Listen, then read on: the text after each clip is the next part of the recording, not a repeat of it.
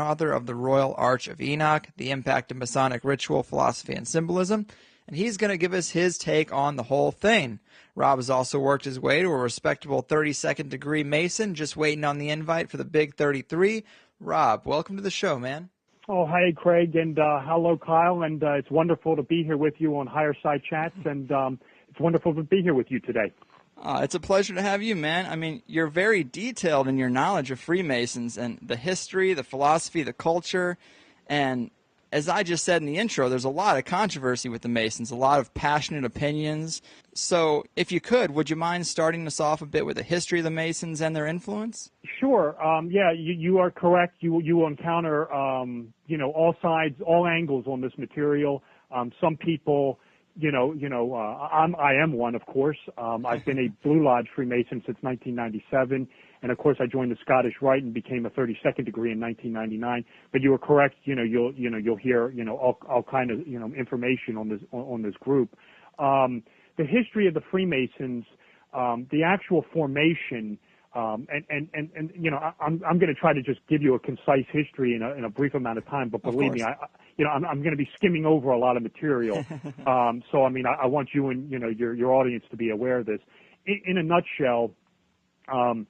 Freemasonry comes together as it is today as a modern, fraternal order, secret society on June 24th, 1717, where you have these four lodges in England that combine and ultimately create this Grand Lodge of England.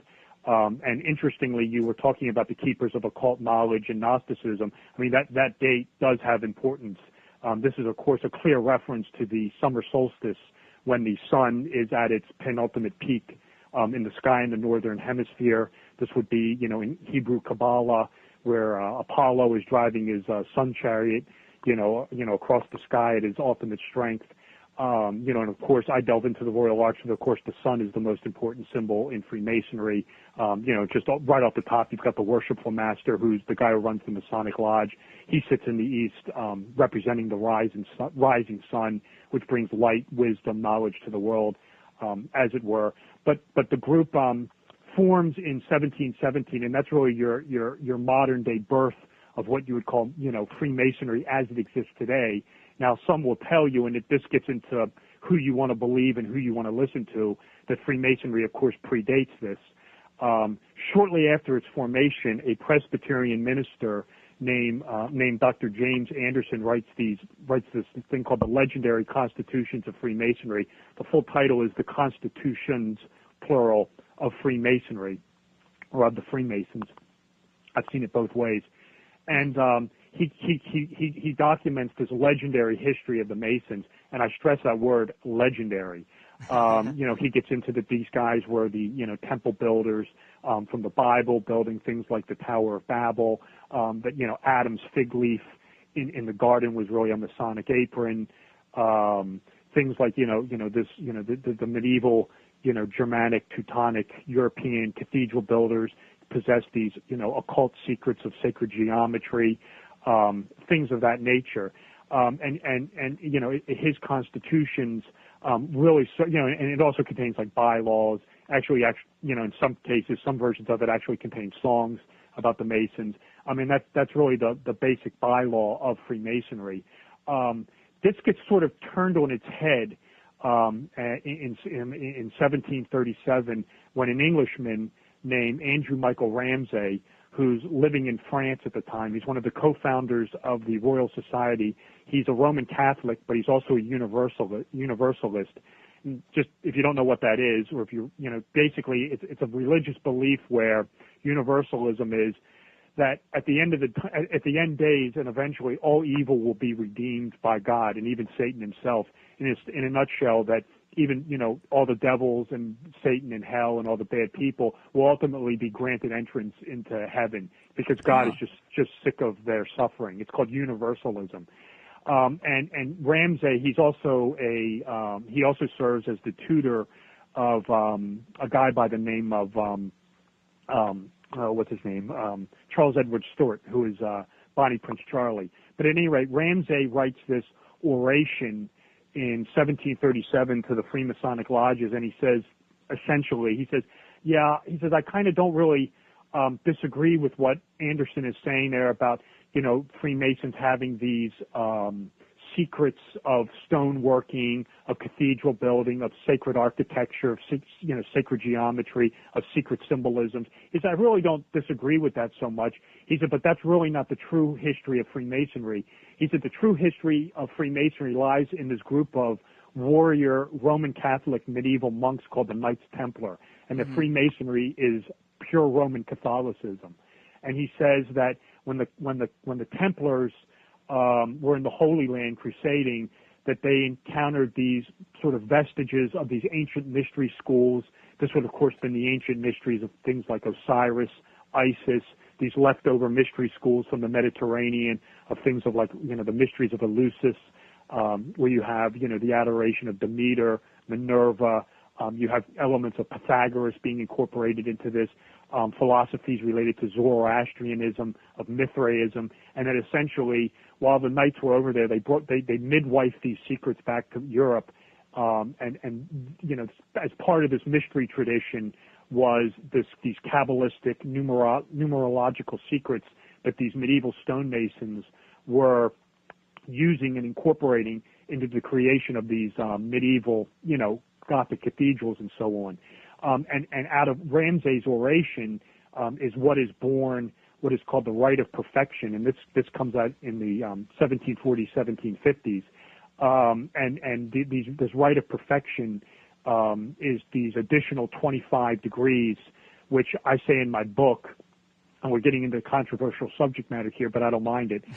We don't either. Yeah, no, it's clear that these 25 degrees are being developed by this group known as the Society of Jesus, better known to the world as the Jesuits, as part of the Counter-Reformation in an effort to basically thwart the Protestant Masonic lodges, which were basically deism. If you're not aware of that, there is no religious requirement to join a Masonic lodge. You could be Christian, you can be Jewish, you could be, a Muslim, you could be Hindu, you could be Buddhist. The only requirement is that you believe in what's called a supreme being, a godlike entity. You will hear the term the great architect of the universe thrown around. That's what he's referred to in Masonry. But these 25 degrees, this Rite of Perfection is clearly being developed as sort of this Counter-Reformation trick by the Jesuits to sort of lure, Freemasonry Freemasons secretly back to the Pope in Rome. The 25 degrees are ultimately midwifed through Haiti by a man named Etienne Morin, and these 25 degrees are set up in a Rite of Perfection lodge in Albany, New York, and these are ultimately what become the York Rite of Freemasonry and the Scottish Rite of Freemasonry. And what my book documents is this major historical anomaly going on, because it's one of these degrees, namely the 13th, which is entitled the Royal Arch, which is incorporating elements of the Book of Enoch, which is this lost apocryphal Jewish text, which is essentially off the history pages from 2 CE or 2 AD to around the early 1770s, when a man named James Bruce returns with copies from Ethiopia. Up until then, they were lost to Western civilization, and the copies are deposited in the basement of the Bodleian Library at Oxford University and aren't even translated into English until 1821. Yet in the 1740s, 1750s, clearly someone had access to a copy of this book, and I believe this book is some sort of long-lost book floating around some secret library in Europe that certain elements and components of this book are clearly being incorporated into this higher degree, and that's really the crux of what the Royal Arch of Enoch presents.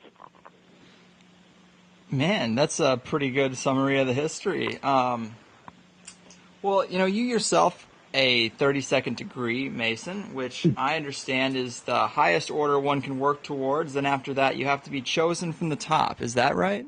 Well, there are two. When you get into and this ties into your first question, what you have to do is you have to join what's called the Blue Lodge. And the Blue Lodge of Freemasonry is degrees 1, 2, and 3. This is what's called Entered Apprentice, Fellowcraft, and Master Mason. Once a person becomes a Master Mason degree, there are really two premier higher degree bodies they can go into, or they could go into both. There's no prohibition against joining either of them. But I'll tell you why the Scottish Rite is a little more popular than the York Rite in a minute. You can do what's called the York Rite or the Scottish Rite. I chose the Scottish Rite, and you're correct. The Scottish Rite is degrees 4 through 32, and the 33rd degree is honorary. It cannot be solicited. You have to be invited by the Mother Supreme Council to join the 33rd degree.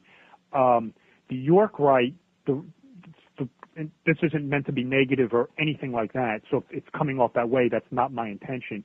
A reason the Scottish Rite is probably a little bit more popular than the York Rite is the York Rite degrees, and these are again coming out of these 25 degrees that were set up in Albany, New York by a Freemason named Henry Franken. The two men who are behind the York Rite of Freemasonry was a Masonic ritualist named Thomas Smith Webb, which no one's ever heard of before, and another person who no one ever has heard of before, but maybe some have, a man by the name of DeWitt Clinton. And DeWitt Clinton is a very important person in American history. He was a mayor of New York City and a former governor of New York State. And it's those two men who are really cultivating and developing the York Rite. The York Rite, ritual, rites, as it were, and in a ceremony called the Knights Templar. And this is an American invention.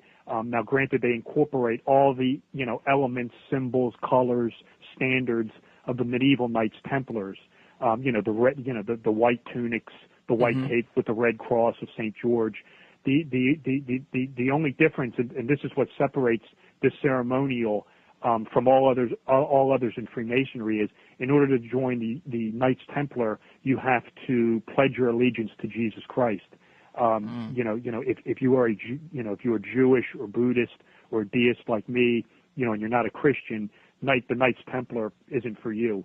And that is really the only Masonic ceremonial where you actually have to have a religious confession in order to join it. But in a nutshell, yeah, I'm a 32nd. I became a 32nd. Let's see here. This would have been in 1999. And the 33rd is purely honorary, and you have to be invited to join it.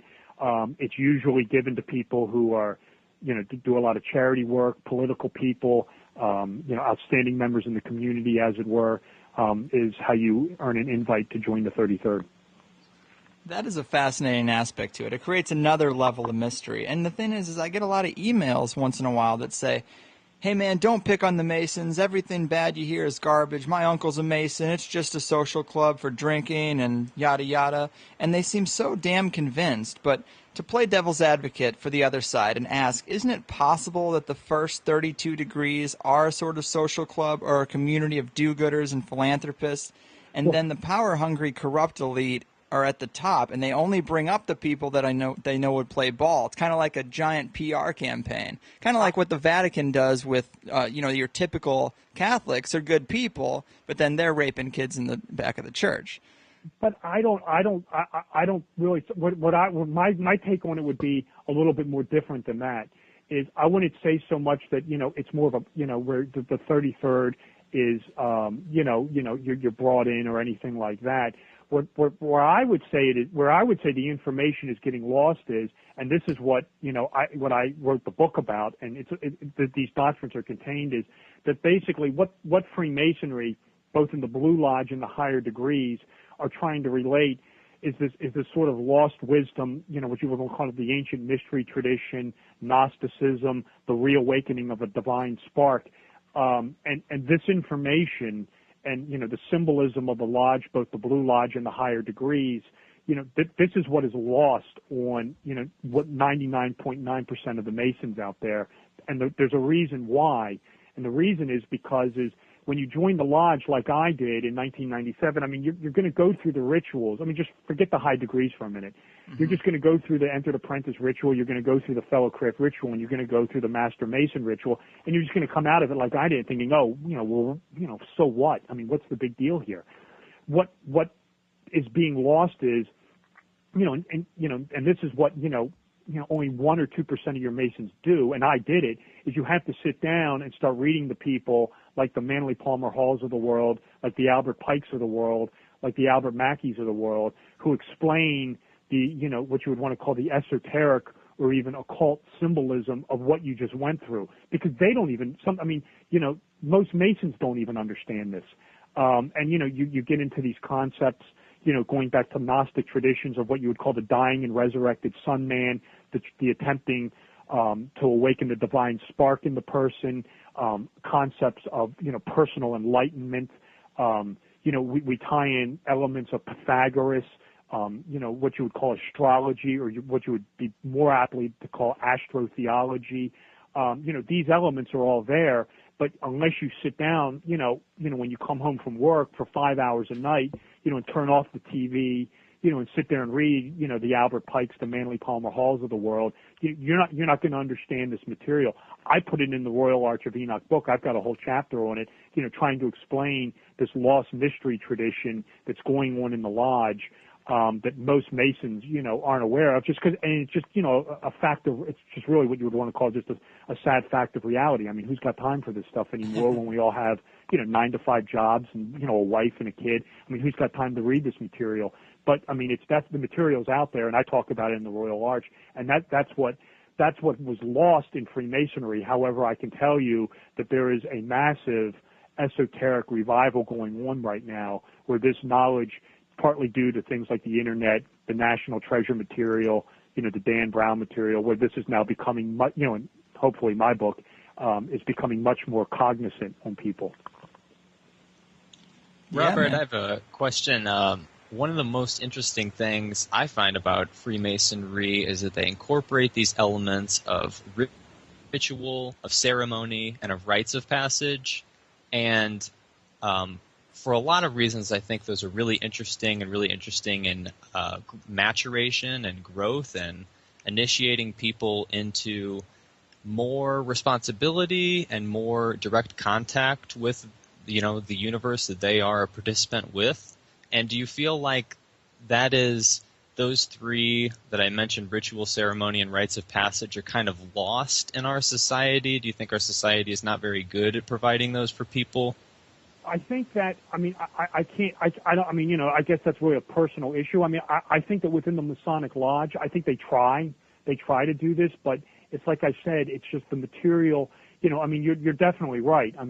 The concept of, the rite of passage and, the ritual, you are initiated, through 3 degrees in Blue Lodge Masonry, and what these rituals are trying to do to you, or try to awaken in you, is what is best described as sort of your divine spark, your own personal enlightenment, your purpose in the world, and it's you're going through these ritualistic allegories. You're going through rituals that contain a lot of allegories and symbolisms, and these symbolisms and allegories, are kind of lost within the Blue Lodge, just because. You have to sit down and read these books by these Masonic masters, people like Albert Mackey, Albert Pike, Manly Palmer Hall is another one who comes to mind, who go, and I talk about it also in the Royal Arch of Enoch, who explain what these rituals are trying to convey to you, explain the symbolisms of the 3rd degree ritual, that these are this gets into concepts of what you would want to call the dying and resurrected Sun Man, where, it's igniting your divine spark in you. And until recently, this was kind of lost within the lodge. However, with the advent of the internet in the late 90s, things like Dan Brown, National Treasure movies, and hopefully my book, that this knowledge is now being restored, in the Blue Lodge and in the higher degrees.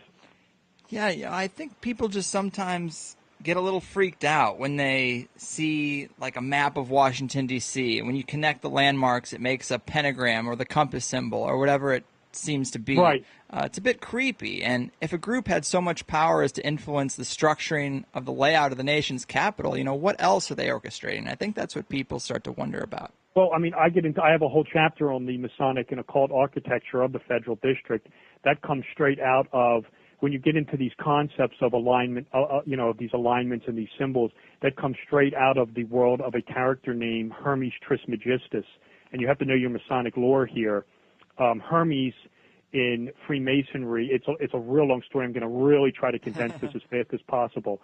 But in the Royal Arch degree, you have to know what's going on in Blue Lodge ritual. I'm going to do my real best to condense this, but in a nutshell, in Blue Lodge Masonry, in the third degree, you have something that is lost. It's called the Tetragrammaton. It's the name of God, and it's through this name that all learning is made possible.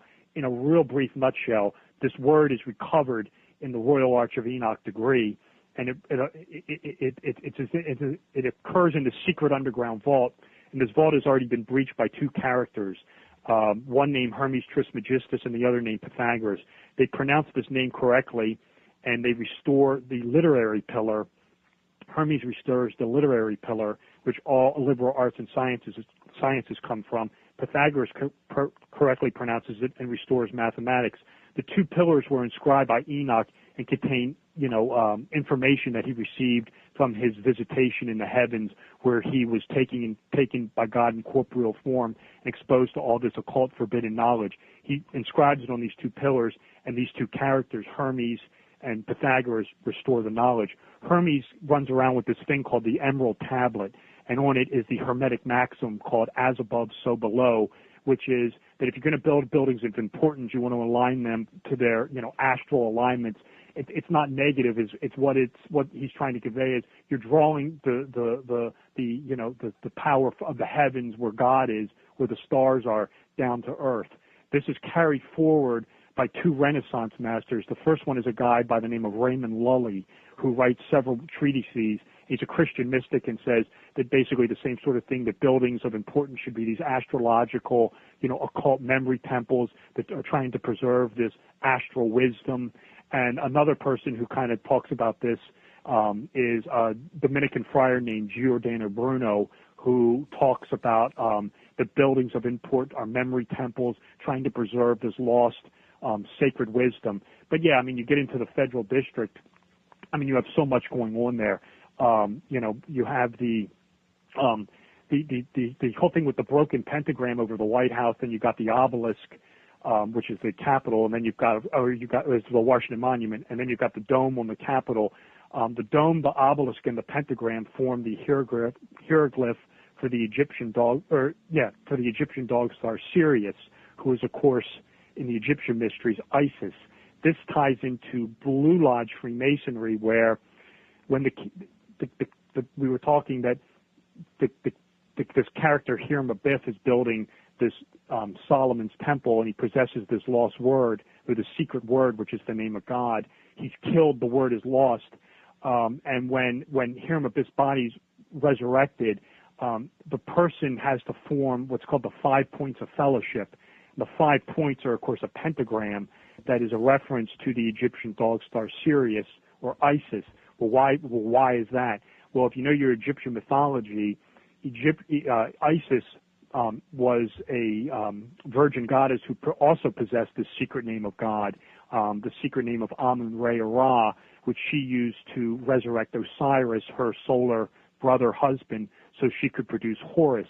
And of course, this gets into concepts of Blue Lodge Masonry, where the candidate is resurrected as Osiris, as Hiram Abiff, and the 5 points are an esoteric reference to this Egyptian dog star Sirius. You also have, in the federal district, you have the White House forming the Pythagorean right triangle, which is formed from the White House, or the Executive Mansion, which was the White House is a duplication of a Masonic lodge in Dublin, Ireland. The Masonic architect behind the White House was a man named James Hoban. He's a Freemason. The Washington Monument obelisk was a product of another Freemason named Robert Mills. And then, of course, the United States Capitol building was a product of another Freemason named Benjamin Henry Latrobe. These form, if you go from the White House down to the monument, then up the mall to the Capitol building, and then down Pennsylvania Avenue, you, of course, have a Pythagorean right triangle. Well, a Pythagorean right triangle is also known as the 47th proposition of Euclid, and this is the symbol of Masonic rulership. The worshipful master who sits in the east as the rising sun wears a Pythagorean right triangle around his neck. When you get into the concept of a Pythagorean right triangle, you will also know that there is esoteric symbology going on with this.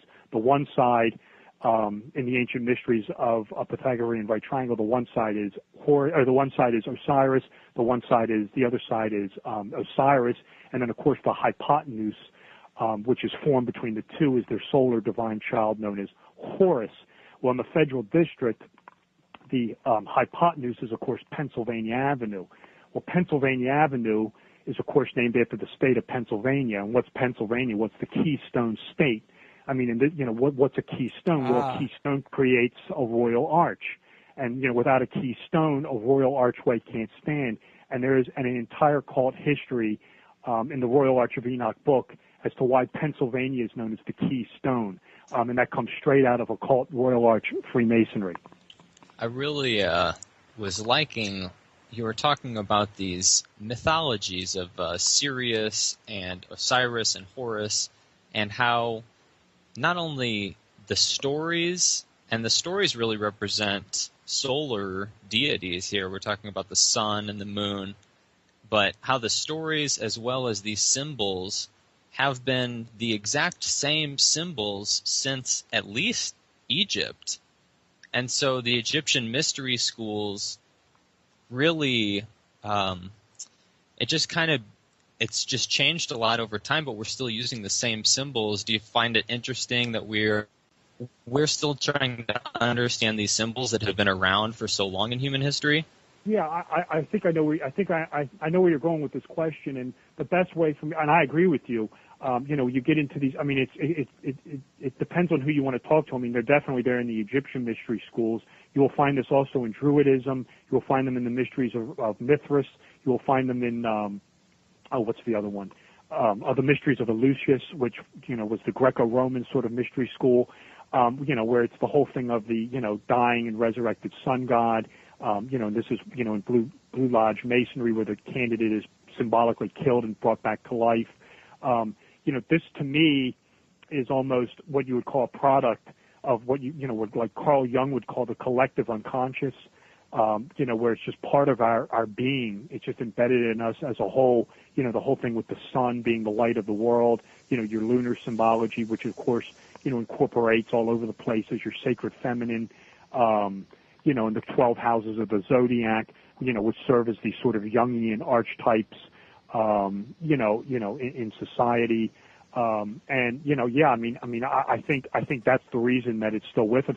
It's just part of our human nature, and it's just part of what, Jung best described as the collective unconscious of mankind, that whether we like it or not, it's there, and, we're just going to keep doing the same thing over and over, whether we know it or not, basically.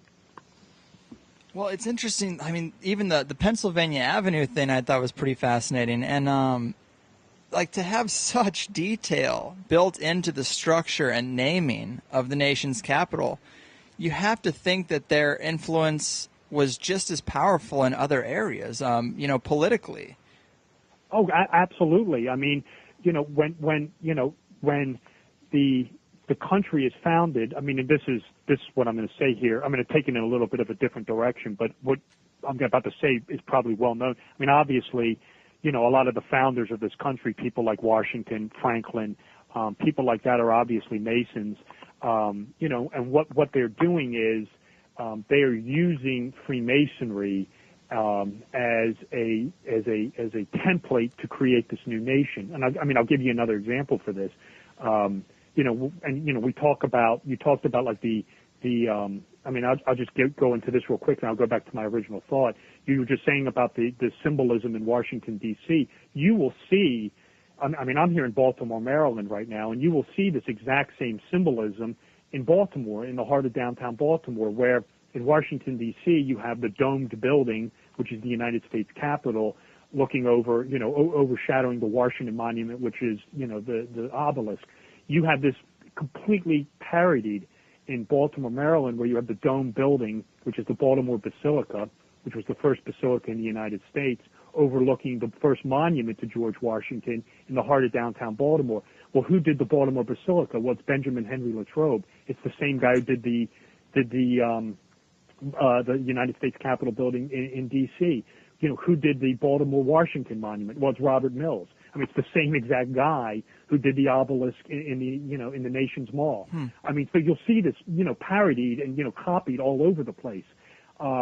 With regard to Masonry's influence in the development of the country, I mean, yeah, I mean, I totally agree with you. Is the people who are developing this country are definitely turning towards, Freemasonry and its tools, and they're using them as nation-building devices.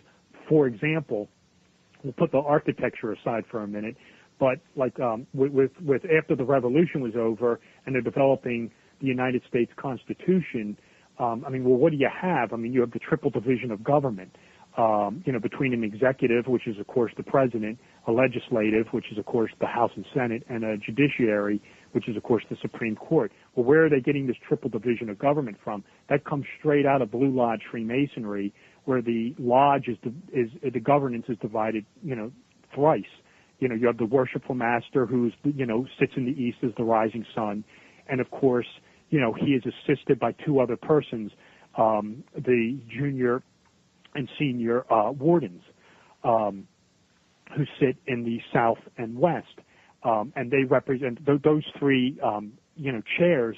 The worshipful master and the two wardens are the three phases of the sun: the rising sun, the sun at midday, and of course the setting sun.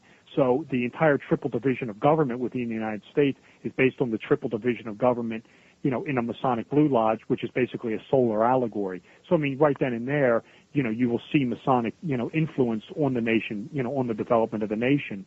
The guy who is really carrying it forward after, you kind of get out of the phase with the founding fathers, the guy who's really carrying it forward at that point is this guy I mentioned earlier in your program, this governor in New York named DeWitt Clinton, who is basically the guy behind the York Rite of Freemasonry and the Knights Templar, the Knights Templar ceremonial and, encampments in the United States of America. He's the guy who's really, impressing Freemasonry as a tool for men to come together who have political differences across state lines, and using Freemasonry as a device to settle political differences as a way to sort of ameliorate the new country, as it were. Huh. Yeah, the influence just seems incredibly detailed. That's what's so funny about it. And, that kind of power, it seems like they'd have to have some type of goals for the country. We'd have to be going towards the direction that they're trying to turn things. I mean, I don't know if it's been infiltrated since, but to bring up something else, which is kind of a strike against Masonry, is these rumors of Satanism. And this kind of goes back to the Enoch story, because I've had guests on the show talk about Enoch as the snake in the Garden of Eden, as a representation of Enoch and him giving knowledge to humans that God supposedly doesn't want us to have. And is this kind of why you think there's these misconceptions about Masonry, that it's Satanism at a higher level, because there's a worship, or not a worship, but an adoration of this character who actually was trying to get knowledge that God wanted destroyed and give it to people? It ties into anti-Masonry. I wouldn't go so far as to say it's Satanism, but it's definitely anti-Masonry, and here's why. It's because, right, I mean, you have this character of Enoch coming out of the book of Genesis. He's one of two people in the Bible to never die a physical death. The prophet Elijah is the other. But Enoch is taken up into heaven, and this is just sort of like a personal, twist on the thing. I mean, it's kind of up to the individual person to make up their own mind on this.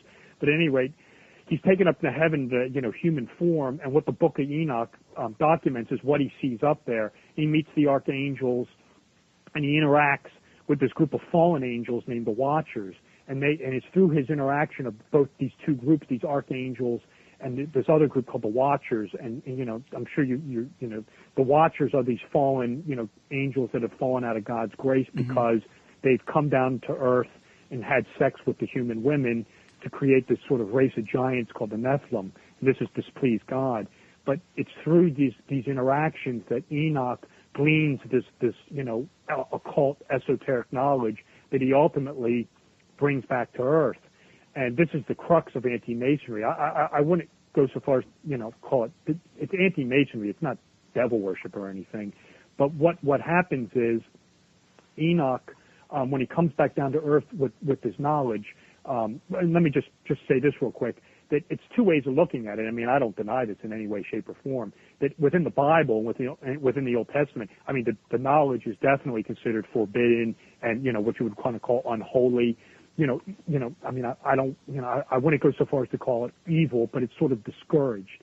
But where it comes into Masonry, and where you get this real, hardcore element of Masonry is, and this is coming out of the, ancient, Gothic constitutions of Freemasonry, and you'll find these stories in Masonic monitors by people like, William Preston, Thomas Smith Webb, these Masonic ritualists. The story is that, and this is kind of ties into what we were talking about earlier, is that when Enoch comes back to heaven, comes back to earth from heaven, he has this, occult, quote unquote demonic knowledge that he's learned from the afterlife.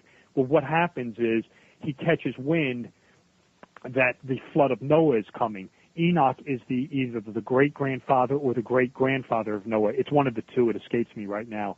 But at any rate, he catches wind that this flood of Noah is coming and that God is intending to eradicate mankind and start over, basically. But what Enoch does is he tricks God. He thwarts him. He says, no. He says, I'm going to pull one over on you, Demiurge.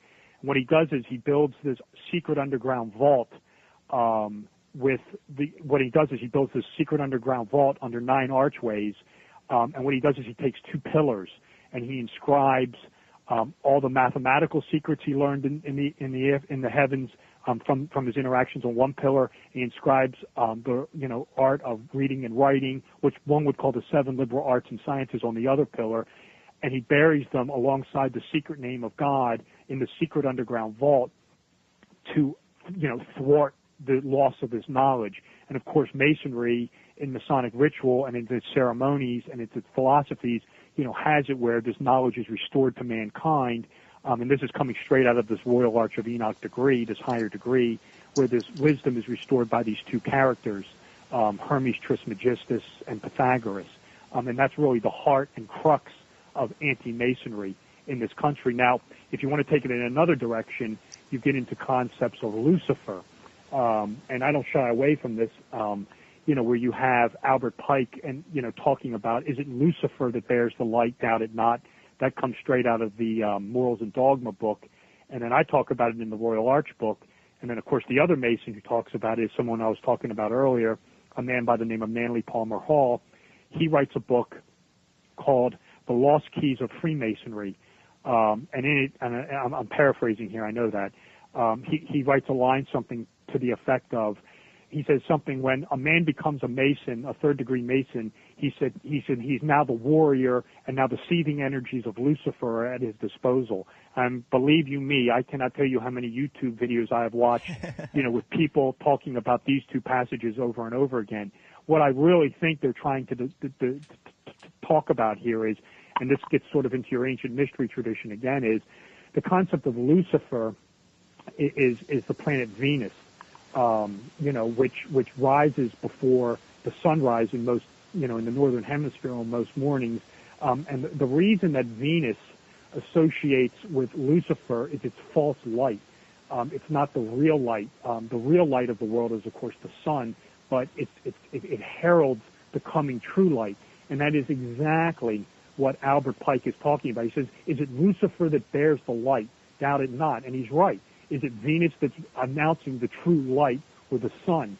And what you have here is sort of this play on words where Lucifer is announcing, or Venus is announcing the coming of the true light, which is the sun, which is of course enlightenment, esoteric wisdom, concepts of self-awakening, divine spark, things of that nature.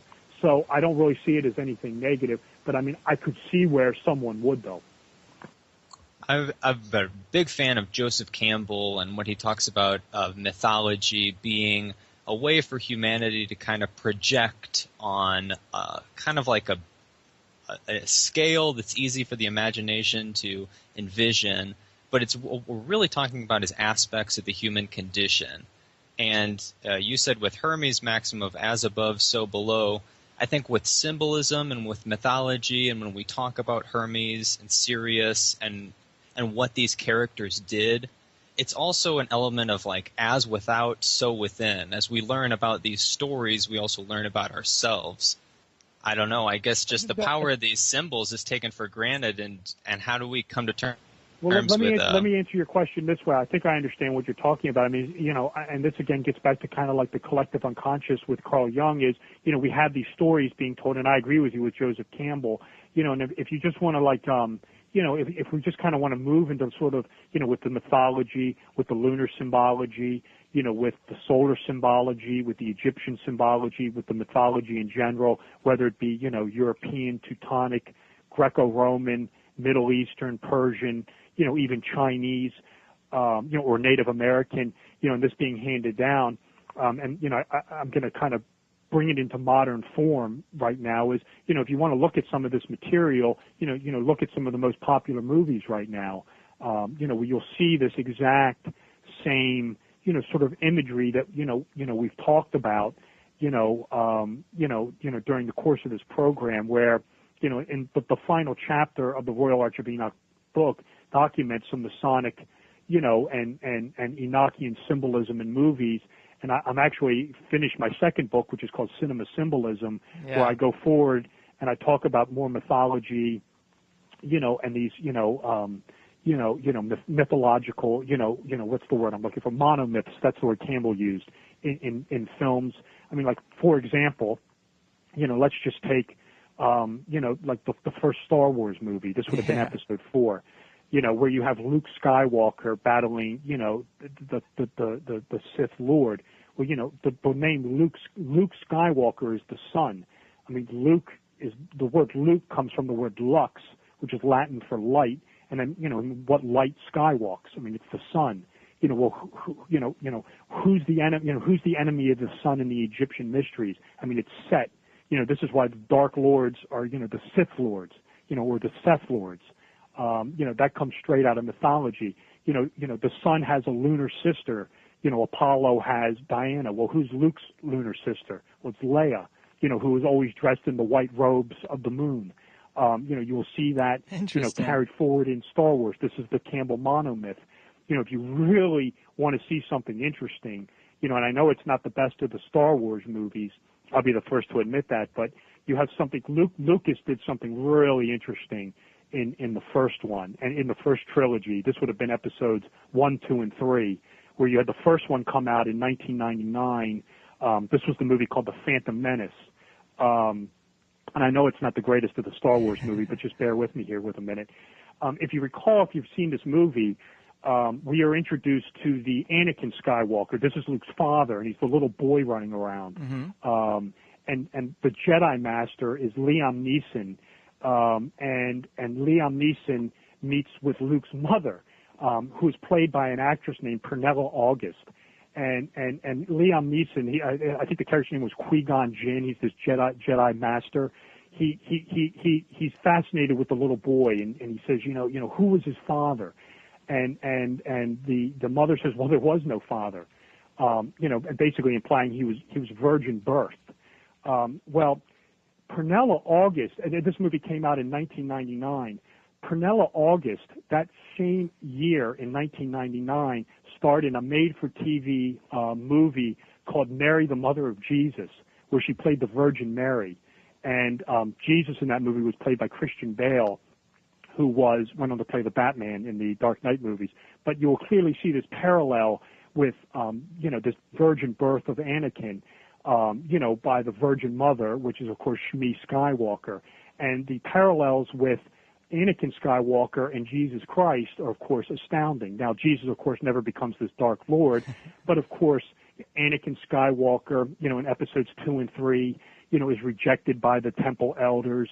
He ultimately storms the temple. He wants to use magical powers to keep people from dying. He's dead and resurrected. He's dead on the one planet, yet is born again as Darth Vader. So, I mean, here it is again, this massive, religious monomyth in front of our faces, but do we have the eyes to see it? Well, it's strange because you can go through so many different movies and see these same themes, these same symbols. And I just wonder who's making these movies, that you have to, sometimes it seems like you'd have to have a really deep understanding of this hidden knowledge, this Gnostic wisdom, to come up with this, to put it out there so blatantly in the films. Oh, absolutely. And I, in the second book I'm writing, I do believe these filmmakers are very cognizant of a lot of this material. We've mentioned this person, we've mentioned him a couple times during the course of this program, named Manly Palmer Hall. Manly Palmer Hall was this Canadian mystic. He's a Freemason, and he established, you can Google this, I mean, this is not anything secret I'm about to say. He established this society called the Philosophical Research Society, which was the collection of these books containing this lost Gnostic occult wisdom. And PRS, Philosophical Research Society, is set up in the heart of Los Angeles, not too far away from Hollywood. And I have little doubt in my mind that a lot of movie makers are not using the material in this library to produce, to produce some of the icons and symbols and storylines that you will see on the screen. I mean, again, I'm just going to rattle off two more for you. We just talked about, some of the parallels with Jesus, with, Anakin Skywalker. Or, I mean, again, here we got Neo in the Matrix, who is this chosen one, meant to deliver mankind from the darkness. What happens to Neo? I mean, he's killed, he's resurrected, and how does the movie end? He ascends into the heavens. They also call the creator of the Matrix the architect. Right, and the architect. Right, there you go, the architect, the demiurge. The sort of false creator god, as it were. And you will see in what's the other one? The end of the ones that are airing now. The Harry Potter. Harry Potter's dead and resurrected and fights the Dark Lord. I mean, it's the same. It's the same. The Truman Show is another one with Jim Carrey, where you have the Ed Harris character who's Christoph, who's the evil creator. And of course, the Jim character is Truman Burbank. And of course, Burbank is a reference to a movie studio. But of course, Truman's first name, and he's trying to figure out his meaning in life, what his purpose is, that something's not right with his life. The name Truman is the true man. I mean, it's Wow. His name is spelled Truman, but he's the true man, Trueman.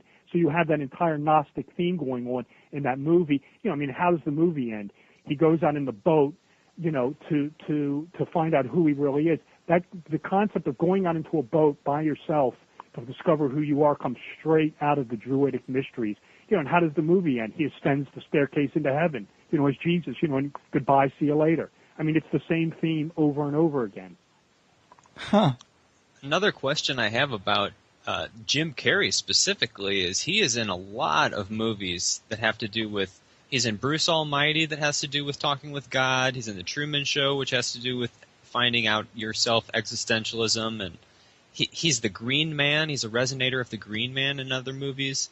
And you mentioned Christian Bale being involved with the Dark Knight, which were very, very culturally important movies, and the themes they talked about at the time was really important as well.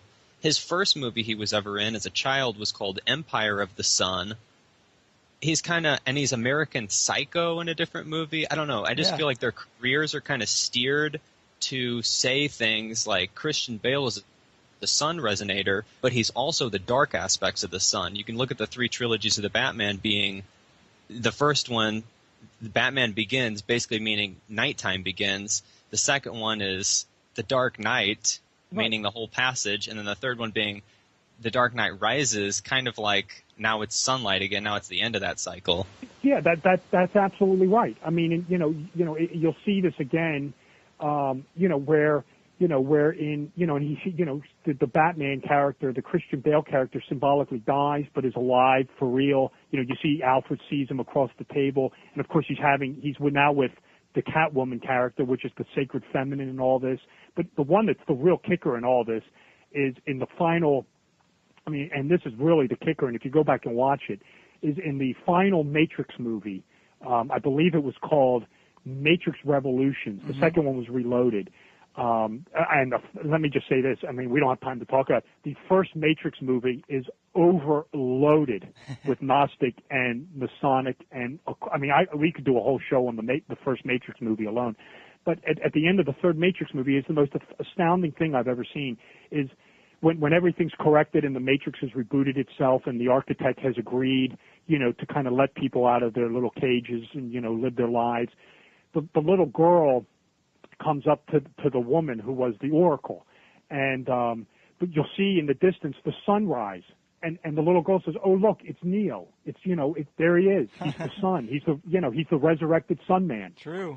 Yeah. I mean, it's incredible. And I agree with you. The thing with the Dark Knight, I mean, you've got a lot of, you've got a lot of, Jungian, psychology going on within the Batman mythos alone. I mean, I agree with you with the whole thing with the Empire of the Sun, and then of course, the Dark Knight rises, the sunrise. But with like the Batman character, you have this concept of, he's sort of, if you go back to the one that was made with Nicholson, where Nicholson played the Joker, and it came out in 1989, where Michael Keaton was Batman.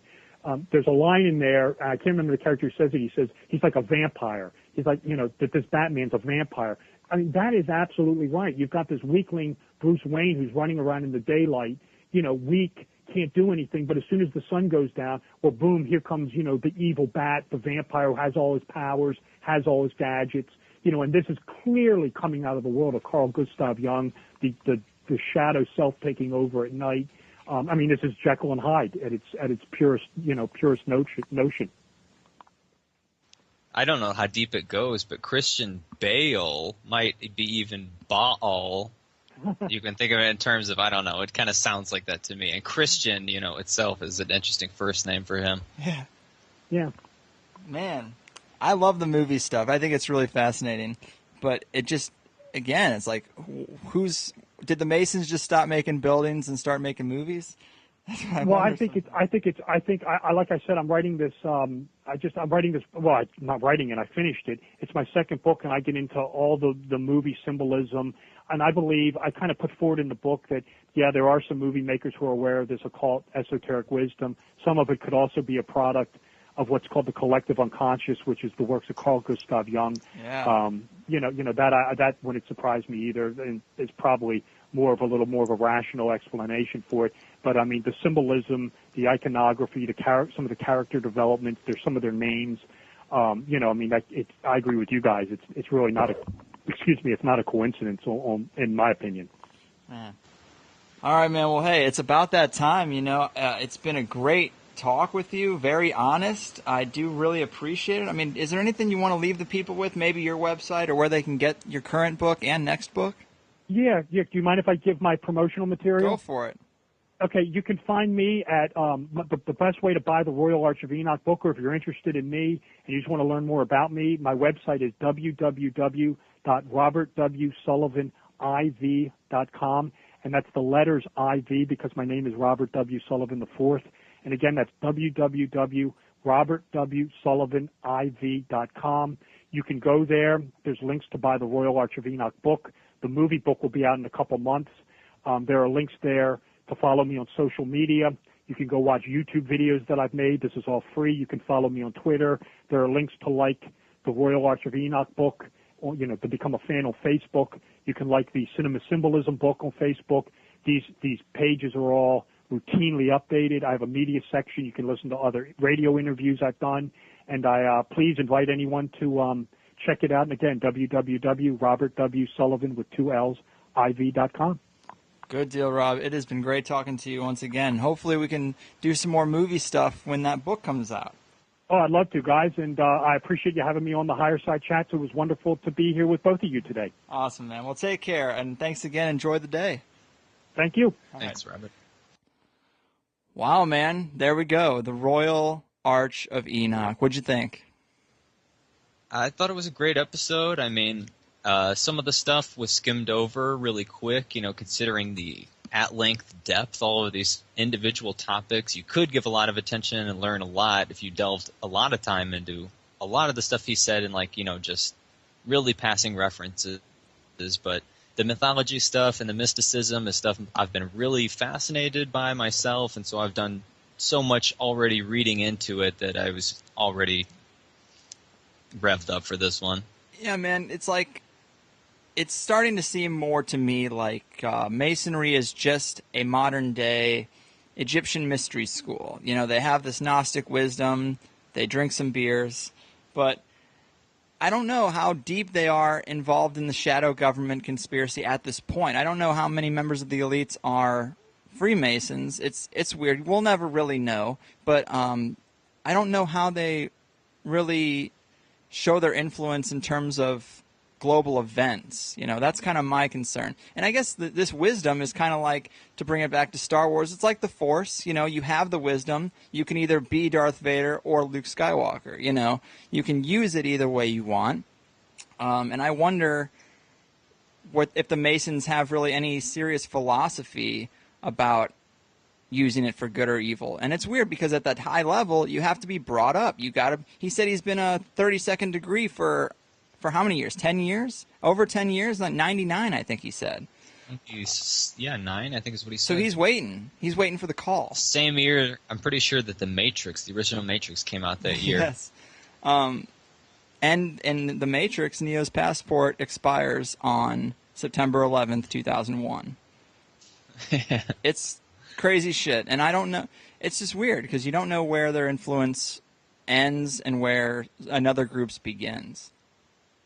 I really like the line, did they just stop building buildings and started making movies? Because once you get into symbolism and encoding symbolism in popular media, and by doing so, really, you're talking about some heavy topics, but it is astrotheology. Santos and these guys are right. It is astrotheology is what they're encoding into movies that become the biggest, most popular, biggest production movies. Yeah, I've been getting criticism lately, a couple of emails that have said, hey man, you have strayed from conspiracy and you're now doing all this New Age shit, which is so off-putting to me because I hate New Age shit. You'll never hear me say love and light with a serious tone. And I feel like that's just the direction of the conspiracy movement, really. It's these same guests, these same people who 10 years ago were talking about the New World Order are now talking about the symbology and what it means and how to take it to a personal level and self-enlightenment, self-empowerment. And I don't know if that's because that's just a natural progression or because they're giving up on any type of actual real fight or winning this war. So instead they're just like, do the best you can while inside your cage. Well, I like that these people have listened to so many episodes that they notice the trend that it shifted, and for that I commend them for being great listeners of the show. But really, it's one run. That's part of the aspect of the show, is that there's different tiers of this thing, this mystery that's going on, that is life. And one of the tiers is, there's some conspiracy shit going on where these groups meet, they're doing illegal things, they're chopping up bodies in order to make money, sending drone missiles to blow people up for money. Terrible stuff's going on, on the surface and also secretly. And that's in a lot of ways that's disempowering to the individual.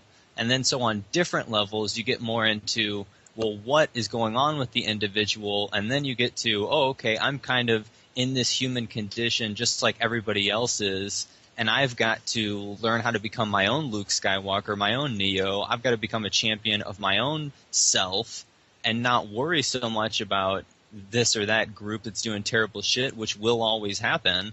I need to be worried about, how do I become the sun? How do I become this dominant force of truth that's just rising and becoming more powerful? That's the real mystery, is how do you awaken that kind of force in yourself, or recognize that it's there for you to access, rather than worrying so much about this or that false flag event that may or may not happen. Yeah, I mean, if it doesn't, I completely agree.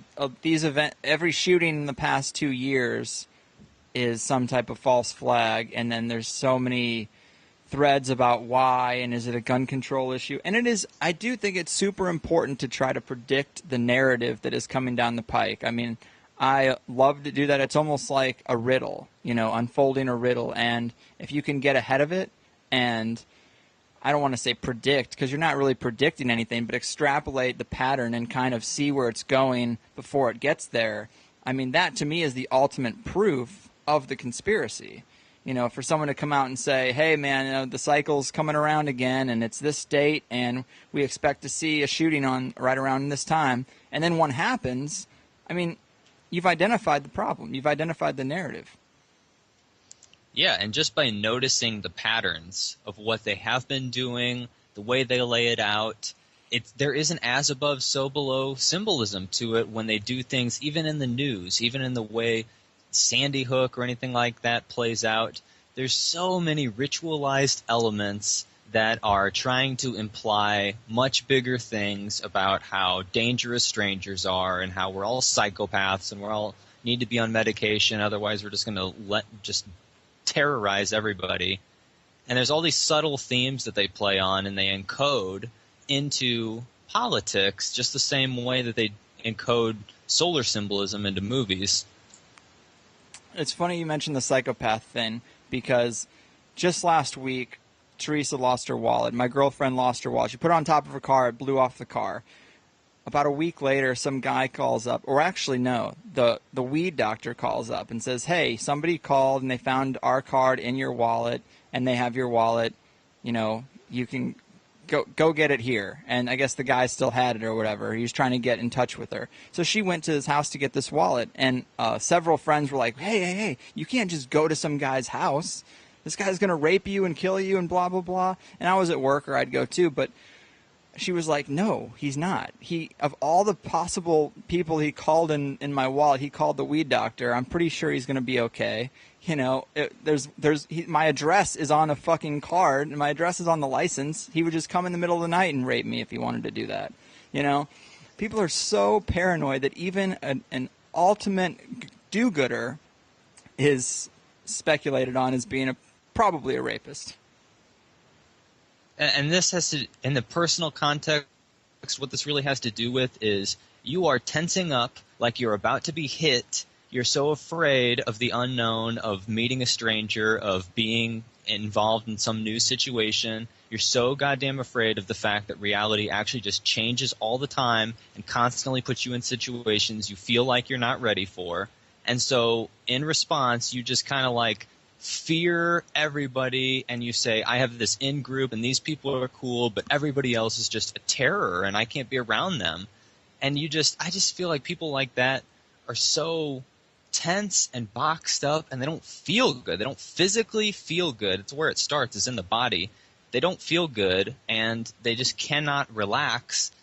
And part of like what Alan Watts says about nature and really relaxing and accepting human nature and accepting unpredictability is that occasionally, sometimes you do get burned. Like sometimes there's terrible fucking rains and winds and natural occurrences, like the whole wilderness, the mystery. Sometimes it's really rough. But that's part of, like, you still got to handle that. Yeah. And no amount of, like, clenching up or protecting yourself from the unknown actually prevents the unknown from unfolding for you. So, like, you're inevitably going to run into it. You might as well relax rather than being tense all the time. Right. And I do identify this show as primarily a conspiracy show. I mean, the show's called the HighersideChats. The real connection is that these are topics that are for an open mind, for sitting down, smoking a joint, and really exploring. I mean, that's really the crux. That's kind of what brings everything together, even some things that seem unrelated. To me, they're still enjoyable to explore. And I don't want to beat a dead horse, you know. We know that fear is being injected. There's trauma-based control. We're economic slaves. How can you talk about that and then not talk about self-empowerment? You have to talk about a remedy for the problems, not just the problems. And I think that's where Alex Jones is controlled opposition. Alex Jones it's just another side of the same fear coin. You know, for those people who have woken up enough to realize it's going on, here's another brand of fear. You know, Alex Jones is really just, it's coded as exposure, but it's really just another brand of fear. And that's why I think he's kind of illegitimate. So I think that to have a real, honest show, you've got to talk about both sides. And yes, maybe we have strayed a little bit more into the self-empowerment shows, and I think that the majority of people like them. I've been getting majority good emails, but you always remember the bad ones and the ones you did that were negative. Oh, they stick out. They're like 10 times more powerful. Yeah, so sometimes I second guess, but I'm just going to keep doing what I'm doing and doing